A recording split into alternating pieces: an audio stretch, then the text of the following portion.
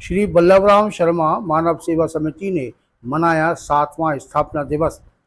CHC Deeg में उपकरण किए भेंट। श्री बल्लभराम मानव सेवा समिति अऊ ने 25 अप्रैल को अपना 7वां स्थापना दिवस CHC डीग में 3,50,000 रुपये की कीमत के उपकरण भेंट कर मनाया, जिनमें water cooler 1500 litre, 3 steel bench, 5 पत्थर की बेंच, 4 कूलर बड़े प्लास्टिक बॉडी, 2 नग व्हील चेयर, 5 नग दवाई की ट्रे बॉक्स वाली, 4 नग BP इंस्ट्रूमेंट पारे वाले, 3 नग वेट मशीन डिजिटल, पर्ची काउंटर पर स्टील की रेलिंग, 52 नग गमले में पौधे, 1 नग हैंड पैलेट ट्रॉली व 50 नग पक्षियों के लिए परिंदे शामिल हैं। इन सभी उपकरणों का जिला कलेक्टर डीग श्रुति भारद्वाज ने लोकार्पण किया। इस दौरान जिला कलेक्टर ने संस्था द्वारा किए गए कार्यों की प्रशंसा की व अन्य भामाशाहों को भी आगे आकर इस तरह की जनहित के कार्य करने का आह्वान किया। साथ ही अस्पताल में भर्ती मरीजों को 150 फलों के पैकेट वितरित किए गए। तत्पश्चात संस्था का मुख्य समारोह हिंदी पुस्तकालय समिति डी के अरुण सभागार में स्थानीय विधायक डॉक्टर शैलेश दिगंबर सिंह के मुख्य आतिथ्य में आयोजित किया गया, जिसकी अध्यक्षता संरक्षक अग्रवाल समाज डीग दिनेश अग्रवाल ने की। इस दौरान संस्था ने आर्थिक रूप से कमजोर 6 महिलाओं को आत्मनिर्भर बनाने के लिए सिलाई मशीनें उपलब्ध कराई गई। समिति के अध्यक्ष लक्ष्मण शर्मा ने निरंतर समाज के वंचित व गरीब तबके के कल्याण हेतु कार्य करते रहने के अपने संकल्प को दोहराया। कार्यक्रम के अंत में संस्था के संरक्षक व पुस्तकालय समिति के अध्यक्ष मान सिंह यादव ने कार्यक्रम में पधारे सभी प्रबुद्धजनों का आभार व्यक्त किया। कार्यक्रम का संचालन राष्ट्रीय कवि सुरेंद्र सार्थक द्वारा किया गया। आइए सुनते हैं कार्यक्रम के मुख्य अतिथि स्थानीय विधायक डॉक्टर शैलेश दिगंबर सिंह ने क्या कहा। मानव सेवा समिति का 7वें स्थापना दिवस पर आयोजित इस कार्यक्रम की अध्यक्षता कर रहे अग्रवाल साहब, हमारे इस समिति के संरक्षक मान सिंह जी यादव साहब, लक्ष्मण शर्मा जी, जिनकी वजह से कार्यक्रम आयोजित हो रहा है, और यहाँ सम्मानित होने वाले हम सबके आदरणीय अमरनाथ गुप्ता जी, मेरे भाई डॉक्टर जितेंद्र जी और डॉक्टर नीरज जी के पिताजी लक्ष्मण जी, और उपस्थित सम्मानित महानुभाव। आज जो ये कार्यक्रम है, ये कोई राजनीतिक कार्यक्रम नहीं। बड़े भाई लक्ष्मण शर्मा जी ने अपने पिताजी की प्रेरणा से एक समिति का गठन उन्होंने पिताजी के नाम से किया, और जैसा मान सिंह जी ने उनके पिताजी के चरित्र के बारे में वर्णन किया, तो उनके रहते हुए ही जैसा उन्होंने अपने जीवन काल में दान पुण्य का काम किया, गरीब लोगों की सहायता करने का जो काम उन्होंने किया, निश्चित तौर पर मुझे मौका मिलता है जगह जगह जाने का, और इस पूरे क्षेत्र में जो उनका नाम है, किसी भी व्यक्ति के पास आप चले जाइए, बड़े आदर और सम्मान के साथ वो व्यक्ति उनका नाम लेता है। तो मैं समझता हूँ कि जीवन में इससे बड़ी दौलत और कुछ नहीं है। क्या आपके जाने के बाद में अगर आपको लोग याद करते हैं और वो आदर और सम्मान के साथ आपको याद कर रहे हैं, तो निश्चित तौर पर आप समझ लीजिए कि आप बड़े धनवान व्यक्ति। और उनसे प्रेरणा लेते हुए लक्ष्मण शर्मा जी ने भी उनके विचारों को आगे बढ़ाने का काम किया है, और इनका सेवा भाव तो मैंने बड़े नजदीक से देखा है। मुझे ध्यान है जब कोविड का टाइम चल रहा था, उस समय मैं जिला अध्यक्ष था भारतीय जनता पार्टी जिला भरतपुर का, और भाई साहब मंडल अध्यक्ष की जिम्मेदारी थी ग्रामीण की। उस समय इतना जबरदस्त काम भरतपुर जिले में कोविड में जन सेवा का हुआ।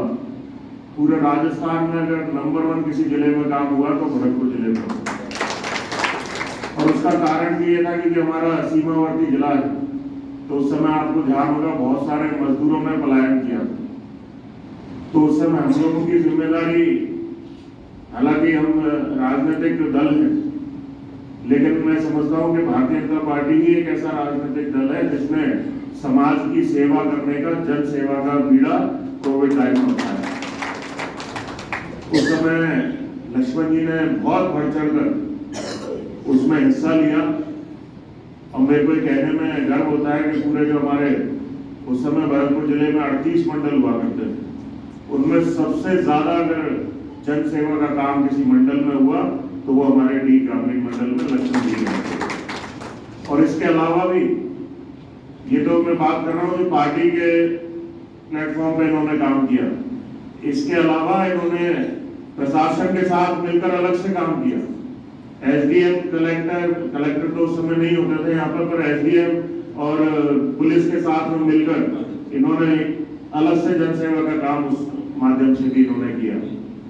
तो ऐसे लक्ष्मण जी का मैं सभी की ओर से आज भी आप उस कार्य को जारी रख रहे हैं, इसके लिए आपका मैं बहुत बहुत आभार व्यक्त करता हूँ। हमारे बीच में उपस्थित हैं हमारे जिनको आज हमने सम्मानित किया है, अमरनाथ जी गुप्ता साहब। अभी इन्होंने आप सबको बताया कि पेंशन के जो काम इन्होंने किए, 1913 पेंशन बनवाई है। आप देखिए, एक बार मैं आपके घर पर बैठा हुआ था तो बातों बातों में ये पेंशन वाली बात निकली। मैंने पूछा उनको मैं कि आपका पूरी टीम में ये हल्ला रहता है कि साहब अमरनाथ जी ने पेंशन बहुत बनवाई, अमरनाथ जी ने पेंशन बहुत बनवाई।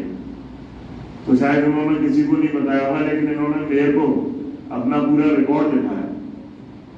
1900 जितनी भी पेंशन इन्होंने बनवाई है, वो सारी एक एक पेंशन का जिनके बनवाई है सबका रिकॉर्ड इनके पास में मौजूद। और आप सोचिए कि कितनी दुआएं ये व्यक्ति लेके बैठा हो। जिन गरीब लोगों की इन्होंने पेंशन बनवाई, आज अगर कोई व्यक्ति, मैं समझता हूँ कि 10-5 ही पेंशन बनवा दे तो ही बहुत बड़ी बात है। इन्होंने तो 2000 के आंकड़े को छू रखा है। तो मैं समझता हूँ बहुत बड़ा काम आपने टीम में जन समाज के हित के लिए किया है, गरीब लोगों के हित के लिए किया।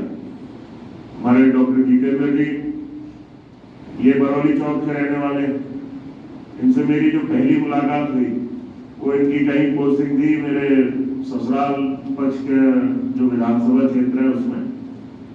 हमें पता नहीं था कि हमारे बरौली चौक के कोई डॉक्टर लगे हुए हैं। तो उस समय सरकार बीजेपी की थी। वो पापा के पास आए कि साहब एक डॉक्टर है, इसको इस फलानी पीएससी पे लगवाना। पापा ने वो डिजायर कर दी, मैं उसको लेकर मंत्री जी के पास चला गया और वो हो गया। डॉक्टर जितेंद्र जी कहीं बाहर हो गए। डॉक्टर जितेंद्र जी आए कि साहब ये तो मेरे ही आपने बाहर करा दी था। भैया आपका नहीं कराया था, हमने तो दूसरे को कराया था, आपका गलती से हो गया। फिर पापा ने इनका वापस जयपुर में ही वापस नहीं करा दिया। उसके बाद से मुलाकात हुई है, मैं बात कर रहा हूँ बहुत साल पहले। उसके बाद से मुलाकात हुई है और जब भी से संपर्क में है। और निश्चित तौर पर बड़े मेहनती और बड़े ईमानदारी से अपना काम करने वाले व्यक्ति। डीग में आज इनको मौका मिला है तो डीग में काफी व्यवस्थाएं इन्होंने सुधारने का भी काम किया। अभी बहुत सारी कमियां हैं क्योंकि अभी नया जिला बना है। सीएससी लायक की सुविधाएं हमारे पास नहीं। इतनी ज्यादा समस्या आती है कि एक सोनोलॉजिस्ट पूरे डीग जिले में हमारे पास उपलब्ध नहीं है, एक गायनेकोलॉजिस्ट पूरे डीग जिले में हमारे पास उपलब्ध नहीं है। तो इन समस्याओं को धीरे धीरे कर काफी हद तक तो आपने सुधारा है, लेकिन जो डॉक्टर्स की और स्टाफ की कमी है वो एक बार जब ट्रांसफर्स खुलेंगे उस समय पे उनकी पूर्ति होगी। क्योंकि बहुत सारे ऐसे डॉक्टर्स हैं हमारे जो बाहर नौकरी कर रहे हैं, हमारे यहीं के रहने वाले बेचारे बाहर नौकरी कर रहे हैं। हमारे अनिल जी बैठे हैं, इनका ही भतीजा पीडियाट्रिशियन है, बच्चों का डॉक्टर है, वो कहीं बाहर है और इन्होंने आज तक मेरे को बताई नहीं है कि मेरा भतीजा बाहर पोस्टिंग है उसकी। तो निश्चित तौर पर ऐसे सारे डॉक्टर्स को यहाँ लेकर आएंगे जो भी फील्ड में जिसमें भी रिक्वायरमेंट होगी, जिस डिपार्टमेंट में, उनकी पूरी रिक्वायरमेंट को फुलफिल करेंगे। और जो भी आगे काम होगा, मैं नीरज शर्मा जी की भी एक बात आपको बता दूं। नीरज शर्मा जी भी बड़े सेवाभावी डॉक्टर है। जब भी कोई मरीज दुर्लभ जी अस्पताल में जाता है, मैं नीरज जी को फोन करता हूँ और उसको चाहे वो उनके डिपार्टमेंट का हो या नहीं हो, किसी भी डिपार्टमेंट का हो, वो तो कार्डियोलॉजी डिपार्टमेंट में है, कार्डियक सर्जन है, लेकिन किसी भी डिपार्टमेंट का मरीज हो, निश्चित तौर पर उसकी पूरी मदद करते हैं और उससे पूरे हालचाल भी लगातार उससे पूछते रहते हैं कि कहीं कोई समस्या तो आपको नहीं। तो जब ऐसे समय में कोई भी व्यक्ति ऐसी परेशानी में जब घिर जाता है, जब उसके कोई बीमारी हारी लग जाए उसके घर परिवार वाले को, मैंने तो खुद ने ये समय बड़े नजदीकी से देखा है। मेरे पिताजी महीनों अस्पताल में भर्ती रहे और उसके बाद मेरी माता जी को लेकर मैं दिल्ली महीनों अस्पताल में पड़ा रहा। तो उस समय अगर आपको मदद कहीं से मिलती है तो निश्चित तौर पर वो आदमी जीवन भर उस मदद को याद रखता है और दिल से आपको दुआएं देता है। और ये जो दिल से आदमी की दुआएं ये निश्चित तौर पर कहीं ना कहीं आपके आने वाले समय में आपके काम आएगी। एक मेरे पंडित जी हैं जिनसे मैं कई बार सलाह मशवरा करता रहता हूँ। तो एक बार मैं ऐसे ही उनसे पूछ बैठा कि पंडित जी सबसे बढ़िया पूजा कौन सी है, मेरे को ये बताओ जो मैं पूजा करा दूं जो कोई आगे समस्या ही नहीं आए। उन्होंने कहा कि बेटा ये कलयुग है, वैसी कोई भी पूजा पाठ तुम करा लो वो आपके मन की संतुष्टि है, लेकिन कलयुग में सबसे बड़ी अगर पूजा कोई है तो वो किसी दीन दुखी का मन दुखी मत करना, ये सबसे बड़ी है। तो निश्चित तौर पर सब लोगों के प्रयास यही है कि हम अपने क्षेत्र को, अपने समाज को आगे बढ़ाने का जो भी हमसे संभव कार्य हो पाए वो करें। और जो भी हमारे लायक, जैसा भी मान सिंह जी कह रहे थे कि मैंने यहाँ पर घोषणा की है 50 लाख रुपए इस समिति को देने की। मान सिंह जी मैंने घोषणा नहीं की, आप लोगों ने मेरे को इस लायक बनाया कि मैं ये आपको दे सकूं, इसलिए मैं आज आपको ये दे रहा हूँ। और ये आपसे ही आशीर्वाद मिला है, आपके ही पास वापस जाएगा और आपके द्वारा जनता के हित में जाएगा। लेकिन एक चीज मैं जरूर कहूंगा, उस 50 लाख में से एक शौचालय जरूर बनवाएगा। शौचालय की सुविधा नहीं है इसमें, तो एक शौचालय इसमें जरूर बन जाए।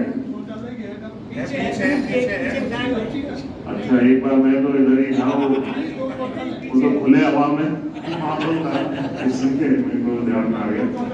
बाकी आप सबने इस कार्यक्रम में उपस्थित होने का मौका दिया, उसके लिए आप सबको बहुत बहुत धन्यवाद। और बड़े भाई लक्ष्मण जी को भी बहुत बहुत धन्यवाद।